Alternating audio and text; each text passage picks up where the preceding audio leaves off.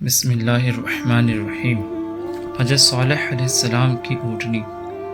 حضرت صالح علیہ السلام قوم سمود کی طرف نبی بنا کر بھیجے گئے۔ آپ نے جب قوم سمود کو خدا کا فرمان سنا کر ایمان کی دعوت دی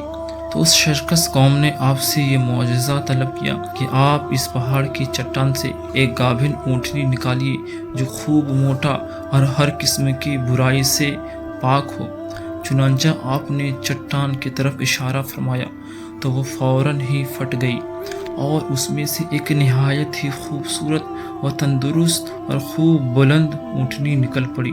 جو گابھن تھی،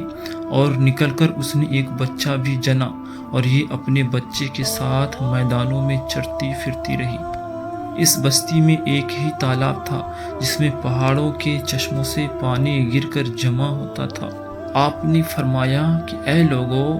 دیکھو یہ معجزہ کی اونٹنی ہے، ایک روز تمہارے تالاب کا سارا پانی یہ پی ڈالے گی اور ایک روز تم لوگ پینا۔ قوم نے اس کو مان لیا۔ پھر آپ نے قوم سمود کے سامنے یہ تقریر فرمائی جو پارہ 8 سورہ اعراف کی آیت نمبر 73 میں ہے، اے میرے قوم، اللہ کو پوجو، اس کے سوا تمہارا کوئی معبود نہیں۔ بے شک تمہارے پاس تمہارے رب کی طرف سے روشن دلیل آئی، یہ اللہ کا ناکہ ہے تمہارے لیے نشانی، تو اسے چھوڑ دو کہ اللہ کی زمین میں کھائے اور اسے برائی سے ہاتھ نہ لگاؤ کہ تمہیں دردناک عذاب آئے گا۔ چند دن تو قوم سمود نے اس تکلیف کو برداشت کیا کہ ایک دن ان کو پانی نہیں ملتا تھا، کیونکہ اس دن تالاب کا سارا پانی اونٹنی پی جاتی تھی۔ اس لیے ان لوگوں نے طے کر لیا کہ اس اونٹنی کو قتل کر ڈالیں گے۔ چنانچہ اس قوم میں قدار بن سالف جو سرخ رنگ کا بھوری آنکھوں والا اور پستہ قد یعنی کم ہائٹ والا آدمی تھا، اور ایک زناکار عورت کا لڑکا تھا، ساری قوم کے حکم سے اس اونٹنی کو قتل کرنے کے لیے تیار ہو گیا۔ حضرت صالح علیہ السلام منع ہی کرتے رہے، لیکن قدار بن سالف نے پہلے تو اونٹنی کی چاروں پاؤں کاٹ ڈالا، پھر اس کو ذبح کر دیا اور انتہائی سرکشی کے ساتھ حضرت صالح علیہ السلام سے بے ادبانہ گفتگو کرنے لگا۔ چنانچہ خداوند قدوس کا ارشاد ہے، پارہ 8 سورہ اعراف کی آیت نمبر 77 میں، ترجمہ: پس ناکا کی کونچے کاٹ دیں اور اپنے رب کے حکم سے سرکشی کی اور بولے، اے صالح، ہم پر لے آؤ جس کا تم وعدہ دے رہے ہو اگر تم رسول ہو۔ قوم سمود کی اس سرکشی پر عذاب خداوندی کا ظہور اس طرح ہوا کہ پہلے ایک زبردست چنگھاڑ کی خوفناک آواز آئی، پھر شدید زلزلہ آیا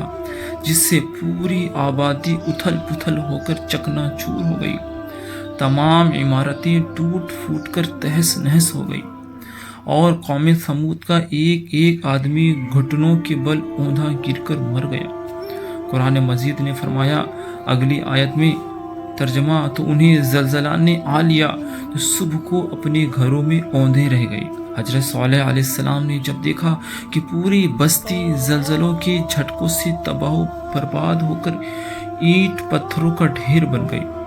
اور پوری قوم ہلاک ہو گئی، آپ کو بڑا صدمہ ہوا، اور آپ کو قوم سمود اور ان کی بستی کی ویرانیوں سے اس قدر نفرت ہو گئی کہ آپ نے ان لوگوں کی طرف سے منہ پھیر لیا